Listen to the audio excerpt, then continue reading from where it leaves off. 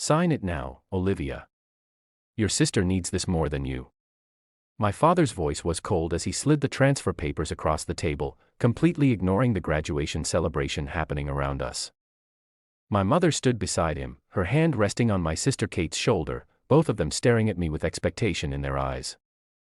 I looked down at my fresh MIT diploma, still pristine in its leather holder, then at the stack of legal documents that would sign away everything I've built over the last 4 years. My hands didn't shake as I picked up the papers, though my heart was racing. No, I said quietly, placing the documents back on the table. My father's face darkened. This isn't a request. Your sister's startup failed, and she needs a fresh start. Your little coding projects can be your stepping stone. Little coding projects.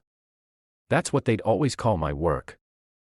Even after I'd won the university's Innovation Award, even after my AI security system had caught the attention of major tech companies.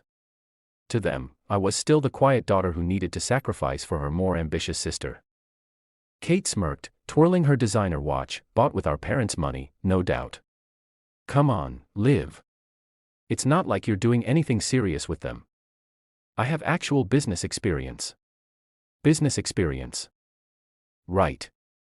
Her failed fashion app that burned through $200,000 of our parents' money in 6 months. Those patents are mine, I said. My voice stronger now. I developed the AI system myself, spent 2 years perfecting it. I'm not signing anything. My father snatched up my diploma holder, his face red with anger. You ungrateful little. He ripped the diploma in half, the sound cutting through the restaurant's ambient noise. You think you can disobey me after everything we've done for you? The other diners turned to stare, but I remained calm. 4 years at MIT hadn't just taught me coding. It had taught me strategy. Everything you've done for me. I asked softly. You mean the student loans I took out myself? The part-time jobs I worked while Kate got unlimited credit cards? That everything? Don't you dare, my mother hissed. Your sister has vision, ambition. You just hide behind your computer all day. These patents would be wasted on you. I stood up, smoothing my graduation gown. I think we're done here. If you walk away now, my father threatened, you're no longer part of this family. I looked at them, my father gripping my torn diploma, my mother's disapproving frown, Kate's smug smile, and felt a strange sense of peace. You never saw me as part of this family anyway. I was just your backup plan for Kate's failures. How dare you? Kate shrieked, but I was already walking away. What they didn't know, what none of them had bothered to ask, was that I'd already met with Microsoft's acquisition team yesterday. My iSecurity system, the one they dismissed as a coding project, had caught their attention 6 months ago. The final meeting was scheduled for tomorrow morning. I pulled out my phone as I left the restaurant, dialing a familiar number. Professor Martinez. Yes. Everything went exactly as expected. They tried to take the patents. No. I didn't tell them about tomorrow's meeting. Yes. All the paperwork is ready. I caught my reflection in a store window, still in my graduation gown, but standing straighter than I had in years. Tomorrow, Microsoft would announce their $15 million acquisition of my iSecurity system. Tomorrow, my family would learn exactly what my little coding projects were worth. But tonight, I had a different celebration in mind. I headed to my apartment where my real support system waited. My best friend, Emma, my roommate, Jack, and our study group had planned a small party. People who had actually seen me work through countless nights, debug endless code, and build something revolutionary. As I climbed the stairs to my apartment, my phone buzzed with text from my family. Dad, you're making a huge mistake. Mom, think about your sister's future. Kate, you'll regret this. I would have made your stupid program actually successful. I silenced my phone without replying. They'd find out soon enough exactly how successful my program already was. Emma opened the door before I could reach for my keys, taking one look at my face and pulling me into a hug. They did exactly what you predicted, didn't they? I nodded, finally letting myself smile down to the diploma ripping. Is everything ready for tomorrow? Press release drafted, social media strategy in place, and Jack's got the champagne on ice. She grinned. Ready to shock the tech world, Miss Future Millionaire. For the first time since the disastrous graduation dinner, I laughed. Tomorrow would change everything. But tonight, I was exactly where I belonged, surrounded by people who saw my worth long before any price tag was attached to it. The next morning, I sat in Microsoft's sleek conference room, my torn diploma tucked away in my bag like a battle scar. The acquisition team's lead, Sarah Matthews, reviewed the final paperwork.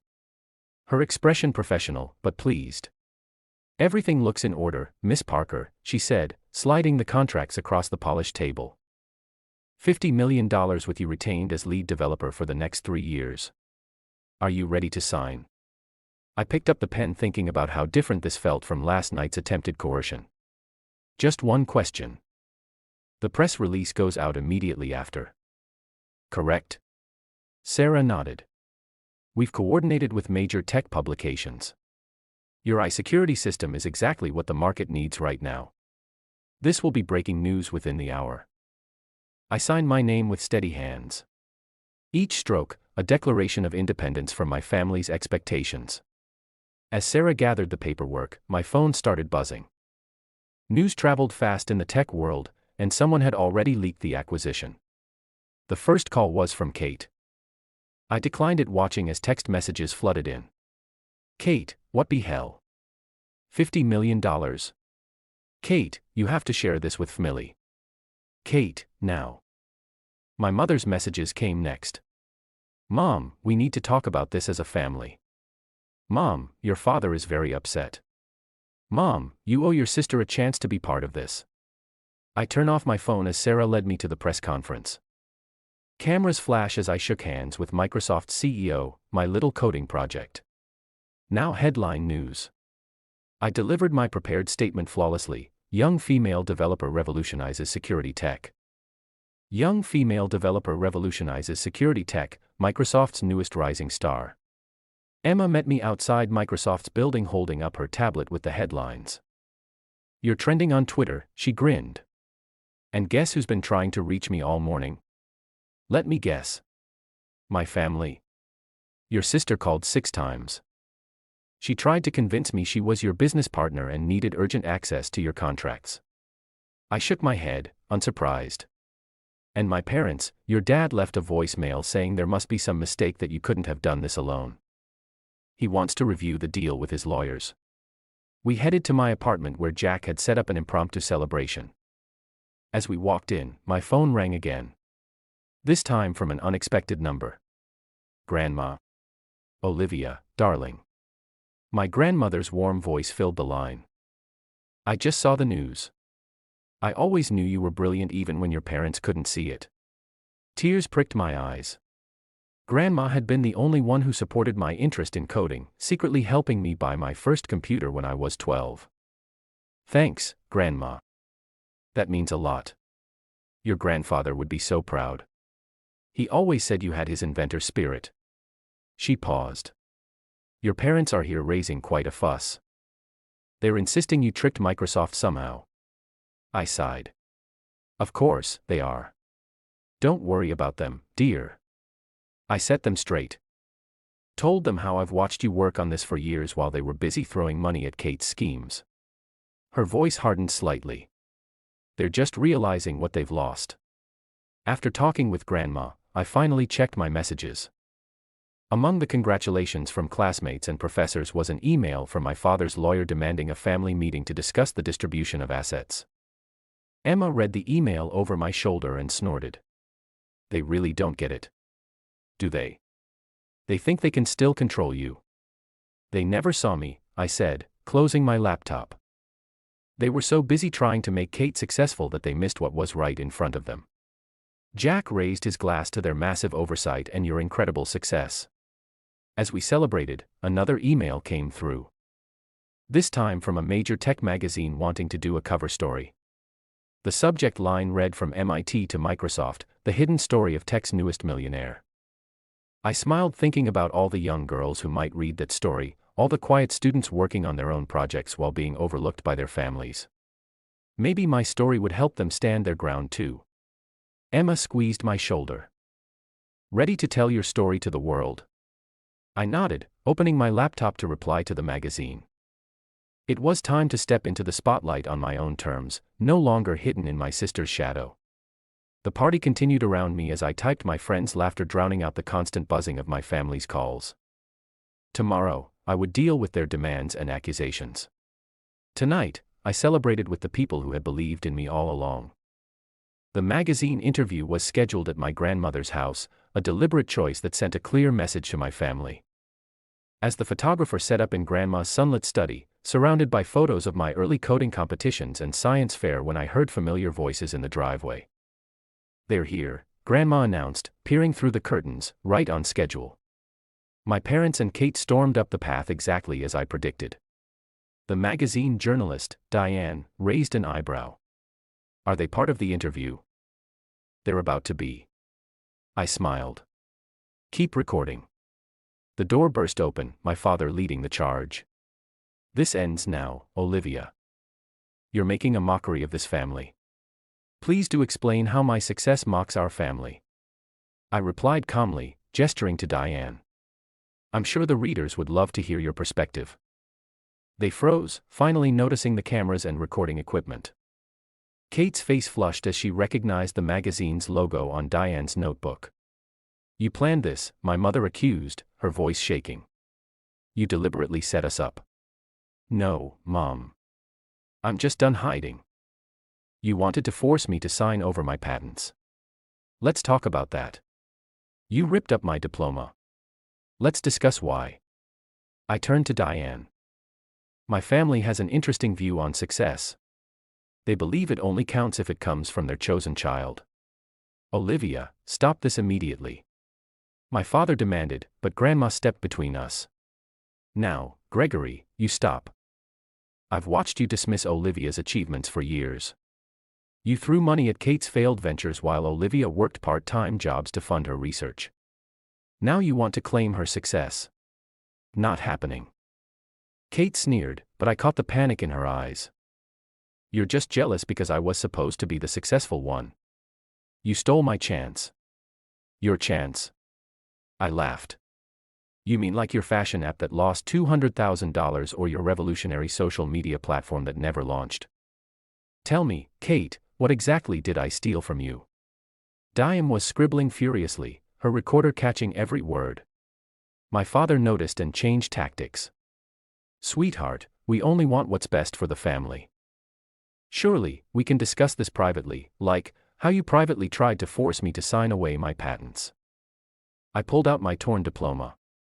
"Or how privately you destroyed this." The photographer snapped photos as I held up the ripped certificate. "Perfect. The visual would make an excellent addition to the article." "Miss Parker," Diane interjected, "would you say your family's attitude motivated your success?" I considered the question. Looking at their faces, my father's controlled anger, my mother's embarrassment, Kate's barely concealed jealousy. Actually, yes.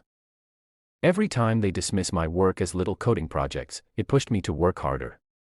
Every time they threw money at Kate's ideas while I took out loans, it taught me financial responsibility. They showed me exactly what I didn't want to become. "You ungrateful," Kate started, but Grandma cut her off. "I think you've all said enough. Olivia has an interview to finish. Unless you'd like to explain to the readers why you tried to steal her patents." They left as abruptly as they'd arrived. My father practically dragging Kate, who was still shouting about family loyalty. Once they were gone, Diane turned to me. "That was intense. Are you okay?" I smiled, genuinely at peace. "Better than okay." That was the last tie I needed to cut. The article came out a month later. Text rising star. The truth behind the success became the magazine's most shared story. My torn diploma, carefully pieced together and framed alongside my Microsoft contract, made a powerful image. The responses flooded in.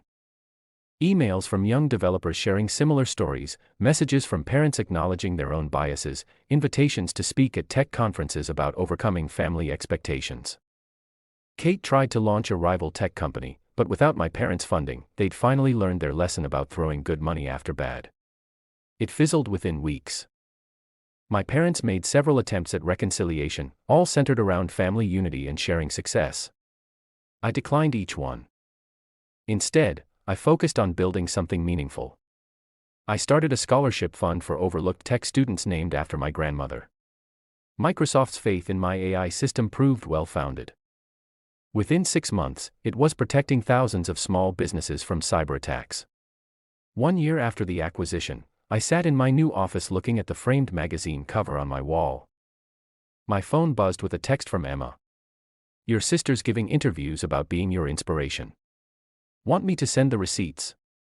I laughed, typing back, "Let her talk. Success speaks for itself."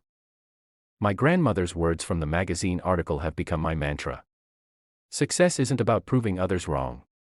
It's about proving yourself right. Looking out my office window at the Seattle skyline, I felt nothing but gratitude for every dismissive comment, every undermining action, every attempt to hold me back. They had all become steps on my ladder to success. My little coding project was now an industry standard. My name was respected in tech circles, and my story was inspiring others to stand their ground. Sometimes the best revenge isn't confrontation. It's simply succeeding beyond anyone's expectations, especially your own.